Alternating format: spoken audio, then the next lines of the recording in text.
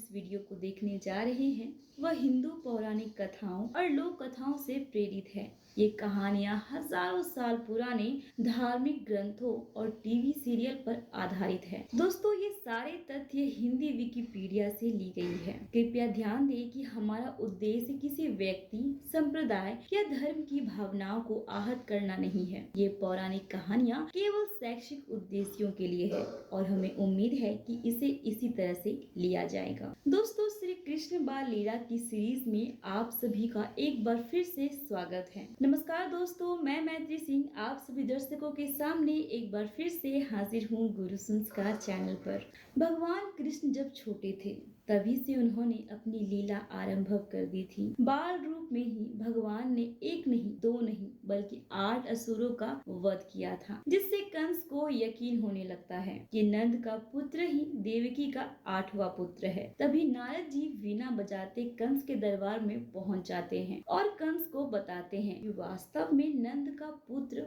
वही बालक है जिसके हाथों तुम्हारा अंत होगा। लेकिन कंस नारद की बातों को नहीं मानता। नारद जी ने कंस को नारायण की शरण में जाने को कहा और उनसे अपने पाप कर्मों की माफी मांगे। नारद जी की बातों को सुनकर चाणूर और बानासुर कंस को फिर से भड़का देते हैं। बानासुर नारद जी को अपमानित कर देते हैं। फिर नारद जी वहां से चले जाते हैं। अब कंस ने कृष्ण को मारने की नई योजना सोचने लगता है। तभी उसके मंत्री चाणूर ने कहा कि महाराज, क्यों न धनुष यज्ञ का आयोजन किया जाए, जिसमें नंद बाबा सहित बलराम व श्री कृष्ण को भी आमंत्रित किया जाए और उनको लाने के लिए अक्रूर जी को भेजा जाए। अपने मंत्री की बात को सुनकर कंस काफी खुश हुआ और अपने मंत्रियों की सलाह पर कंस ने धनुष यज्ञ का आयोजन रखा और उस यज्ञ में किसी भी प्रकार से श्री कृष्ण और बलराम को बुलाया जाए ताकि उनको मृत्यु दी जाए। इसके लिए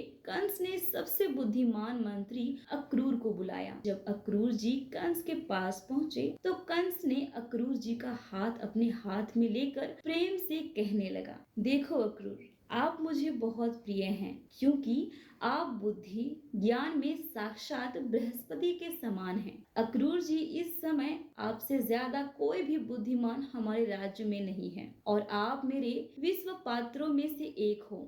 इसलिए मैं आपको एक रहस्य बताने जा रहा हूँ। तब अक्रूर जी ने कहा, महाराज कहिए, आप मुझसे क्या कहना चाहते हैं। तब कंस बोला, अक्रूर जी, जैसा कि आप जानते हैं कि देवकी के विवाह के समय आकाशवाणी ने कहा था कि देवकी का 8वां पुत्र मेरा काल होगा और देव ऋषि नारद ने मुझे बताया है कि वह अभी नंद बाबा के घर कृष्ण के रूप में जन्म लेकर अनेक प्रकार की लीलाएं कर रहा है। हमने सुना है कि उस बालक ने कालिया नाग को भी नथ लिया और उसने विशालकाय बड़े बड़े दैत्यों का भी नाश किया है। यहाँ तक कि विशालकाय 7 कोस के गोवर्धन पर्वत को अपनी अंगुली पर धारण किया था। इसलिए हमने धनुष यज्ञ का आयोजन रखा है। उसमें हमने आसपास के सभी राजाओं को निमंत्रण भेजा है। हम चाहते हैं कि आप हमारा निमंत्रण लेकर नंद राय जी के पास गोकुल जाएं और नंद बाबा सहित कृष्ण और बलराम को भी